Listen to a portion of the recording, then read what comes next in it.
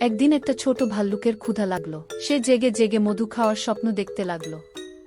সে বনের মধ্যে মধু খুঁজতে লাগলো, কিন্তু কোথাও পেল না। হঠাৎ তার মনে পড়ল মৌমাছির কাছে মধু আছে, যে কিনা ভীষণ বদরাগী, কাউকে সহ্য করতে পারে না। ভাল্লুকটি মৌমাছির চাকের কাছে আসতেই মৌমাছি তাকে দেখে ফেলল। জিজ্ঞেস করায় বলল সে ভুল পথে চলে এসেছে। পরের বার আবার চেষ্টা করে কিছু মধু নিতে পারল, কিন্তু মৌমাছি আবার দেখে ফেলল। সে ভয়ে সব ফেলে দৌড়ে পালালো। বেঁচে গেছে ভেবে তার আনন্দ হলো। তখনই বুঝতে পারল এভাবে চুরি করে মধু খাওয়া যাবে না, অন্য কিছু করতে হবে। ভাল্লুকটি লতাপাতার জামা পরে নিল যেন ধরা না পড়ে। সে সাথে ফুল নিয়ে নিল।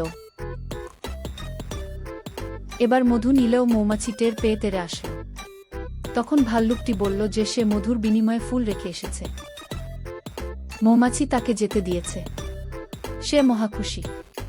আজ সে পেট ভরে মধু খাবে, সব কিছুর সাথে মধু খাবে। ভরা পেটে ভাল্লুকটি ভাবছে চুরি না করায় হয়তো মৌমাছি তাকে ছেড়ে দিয়েছে। বিনিময় অবশ্যই চুরির থেকে ভালো।